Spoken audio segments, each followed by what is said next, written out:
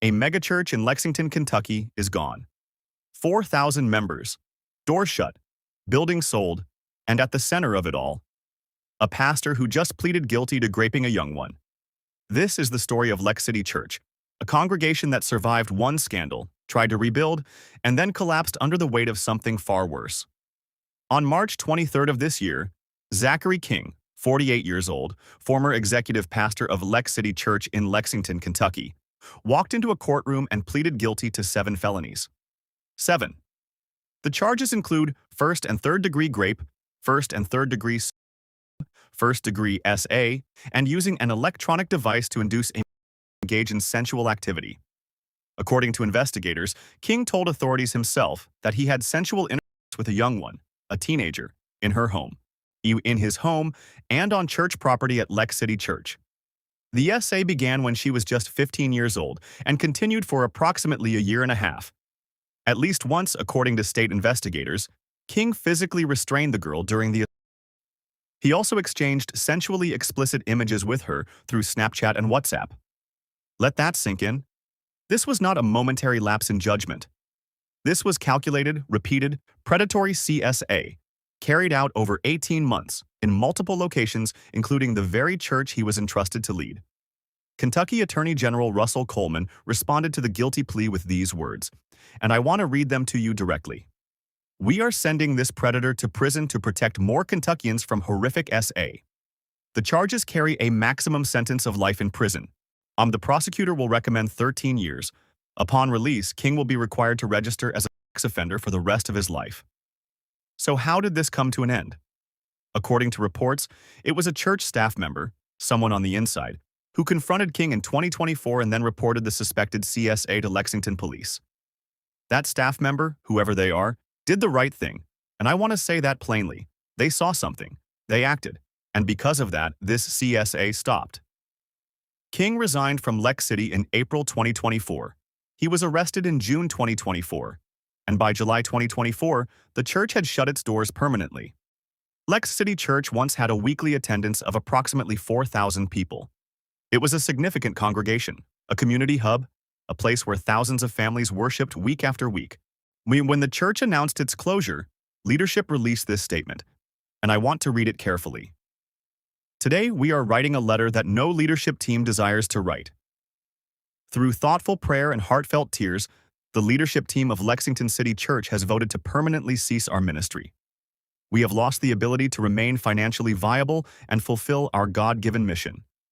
The leadership of Lex City Church is deeply grieved at the pain and hurt caused by a former staff member's alleged actions, which affect so many in so many ways. Our hearts and prayers go out to the victim, their families, and those wounded by this. One longtime member, Michael Powell, captured the grief many felt when he told a local Fox affiliate, I think the community's losing a very wonderful place for people to gather, or worship in the Lord and come together in community. That grief is real. And it is valid. 4,000 people lost their church family. And I do not want to minimize that. But I also want us to sit with something uncomfortable. A young one lost far more. She lost her safety. She lost her innocence. She lost the ability to trust the very institution that should have protected her. And she lost it inside a church, at the hands of a man who stood behind a pulpit. Now here is where this story gets even more troubling, because this was not Lex City's first crisis. The church was originally founded in 1999 as Quest Community Church by Pastor Pete Heiss. It grew rapidly, becoming one of the 50 fastest-growing megachurches in the country. Heiss modeled the church on the seeker-sensitive approach made famous by Willow Creek Community Church in Illinois. The same church whose founding pastor, Bill Hybels, was later credibly accused of decades of sensual misconduct. Heiss named Hybels as one of his 2 greatest ministry influences. Then, in 2014, a full decade before the King scandal, Pete Heiss confessed to what he described as an unhealthy emotional attachment with a woman in his congregation, one that he claimed stopped short of intercourse and that he characterized as consensual. But Sharon Clements, the executive pastor who has since identified herself as the person he said, tells a very different story.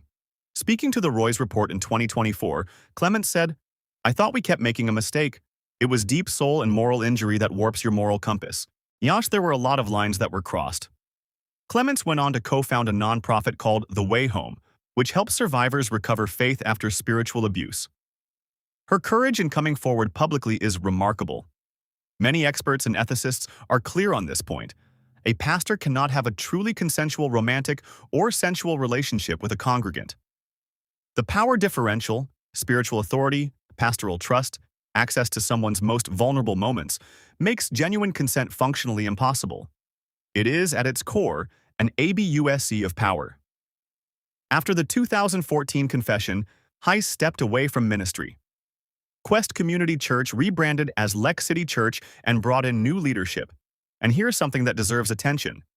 Pete Heiss is now the lead pastor of a non-denominational church in Henderson, Kentucky. He was hired in 2023, just 1 year before the King scandal broke. Let's talk about who Zachary King was before Lex City. He spent nearly 20 years in evangelical megachurch ministry. He served as a youth pastor at Life Church, one of the largest and most well-known churches in America. He served as a campus pastor at the Metropolitan Baptist Church in Houston. He started in ministry in 2001 as a youth minister at a smaller Southern Baptist congregation. Youth ministry, campus ministry. Years working directly with young people in multiple states at multiple institutions. I am not alleging that any other institution is responsible for King's crimes. But I am raising the question that must always be raised in situations like this. What did background checks look like? What did reference calls reveal? What accountability structures were in place?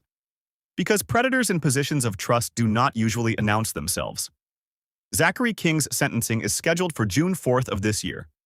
We will be watching. Lex City Church's building has since been sold to the Ukrainian Pentecostal Church, which has a weekly attendance of around 2,500 people. The victim in this case, whose name has not been made public, as is appropriate, is somewhere in Lexington, Kentucky, trying to heal from something no young one should ever have to carry. I want to close with this. Lex City Church had its first scandal. It tried to rebuild. It rebranded. It brought in new leadership. And 10 years later, the exact same pattern, a pastor, a vulnerable person, a profound abuse of trust, destroyed what remained. That is not just a story about one bad man. And that is a story about what happens when institutions fail to build cultures of genuine accountability. When warning signs are minimized.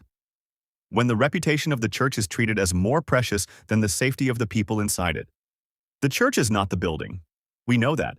The building now belongs to a different congregation.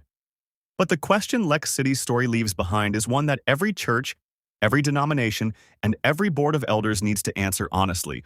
What are we actually doing to protect the vulnerable? Not on paper, in practice. Zachary King faces sentencing in June. A young one lives with what he did for the rest of her life.